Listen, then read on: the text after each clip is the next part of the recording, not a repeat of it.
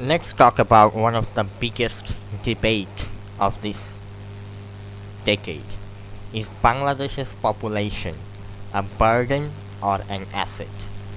If it is an asset, how can we turn it to be a better asset? Let's talk about that. Now, Bangladesh's population is almost 18 crore and it has a land mass of almost 1,47,000 square kilometer, which means that the density of Bangladesh population is really high compared to other countries in the world. But does that mean that we have a low productive rate or we have a bad economy because of that? Well, overpopulation is not actually bad if we can turn the population into an asset. And what do we mean by asset? When we say the word asset, in human terms, it means that humans are working and they are being productive, they are in the labor force or the workforce, and they are bringing value to the economy. That's when they become an asset. So Bangladesh has a large population, which means that if we can use this population and if we can put them in workforce, we can achieve a bigger economy, a better economy than most of the countries. And it's already achieved by China. China has one of the largest population in the world, possibly the largest.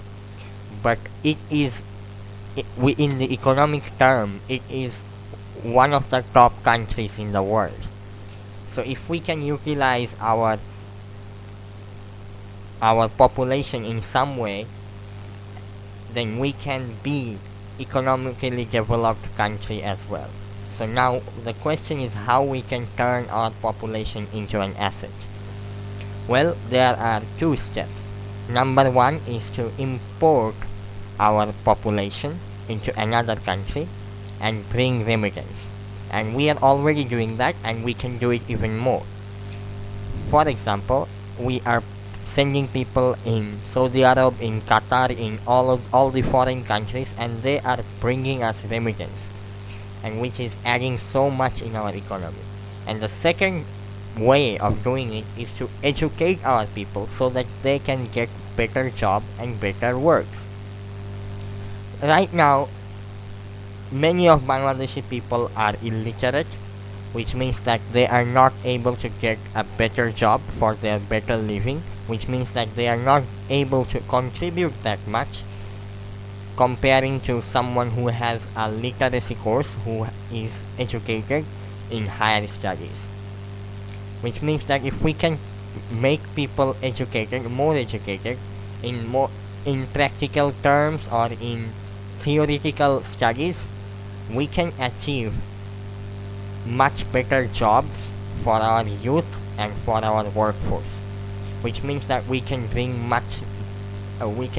more and more money into our economy, and that will increase our GDP. Which means that if we can educate people, if we can utilize them, we can turn them into assets, and in turn they will provide us the necessary economical benefit to prosper Bangladesh. In summary, Bangladesh's population is not a burden, it is an asset. But the question is if we can use the asset in our usage.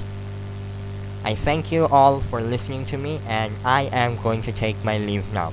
Assalamu alaikum.